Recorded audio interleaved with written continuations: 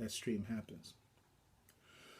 So to begin with, in terms of this first quote, the Imam makes the statement, I agree with Darwin in part. This physical image and likeness belongs to the animal kingdom. It's talking about the animal kingdom it's talking about.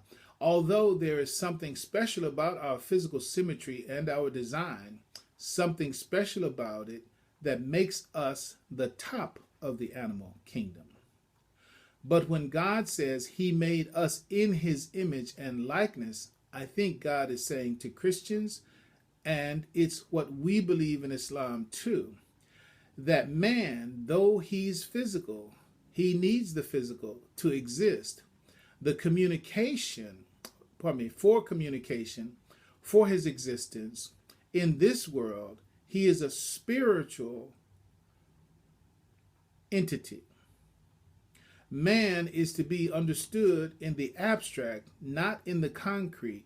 He is to be known and identified in the abstract, not the concrete.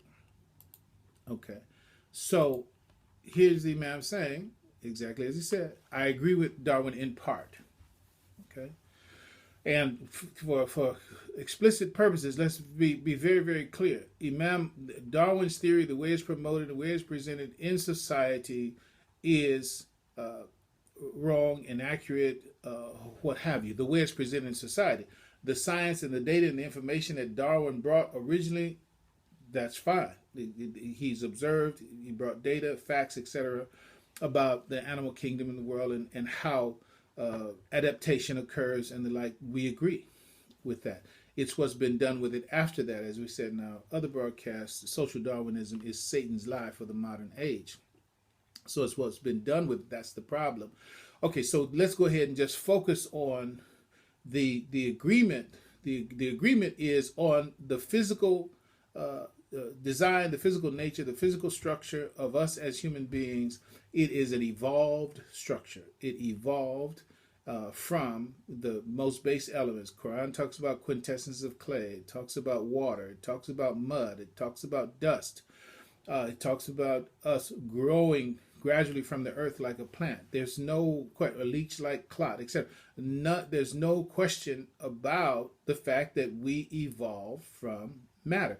It's about understanding the divine scheme relative to that physical evolution, because it's like those who want to manipulate and dominate the society or promote turn the truth into a lie, let's say.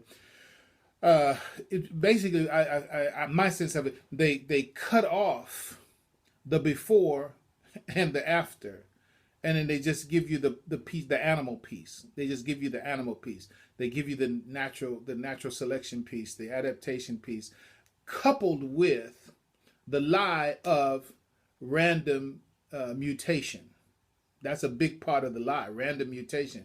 Because the cutting it off from before means, okay, there's no God, there's no intention, there's no motivation, there's no plan, everything just happened.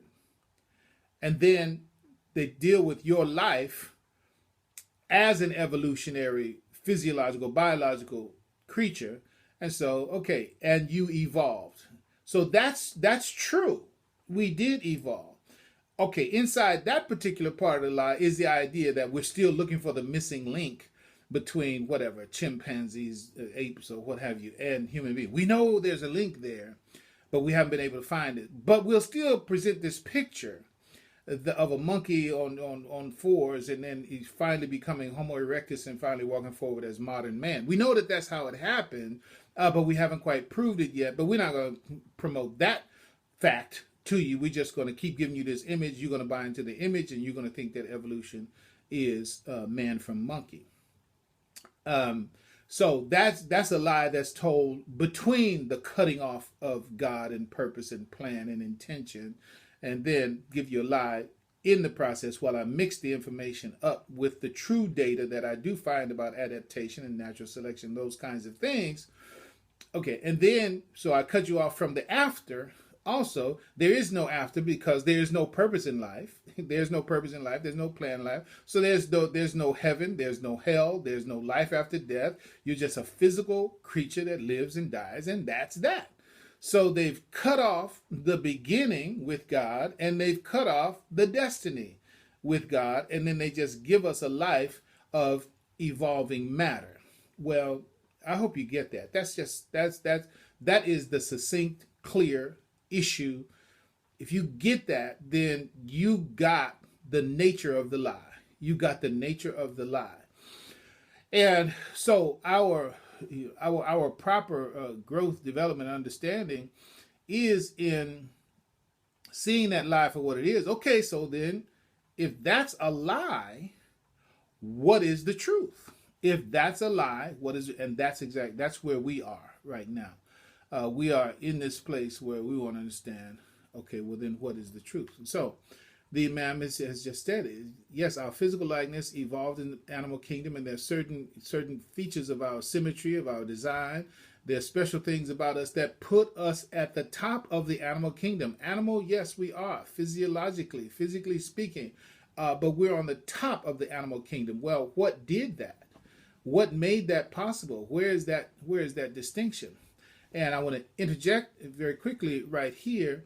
When you understand that, and also understand it inside of the issue of evolution and our own evolution as a human creature, if you will, that is the meaning of لَقَدْ خَلَقْنَا الْإِنسَانَ فِي أَحْسَنِ تَقْوِيمٍ. I should say that is a big part of the meaning, at least especially as it relates to our physical being, and we're going to get to that and just as we proceed.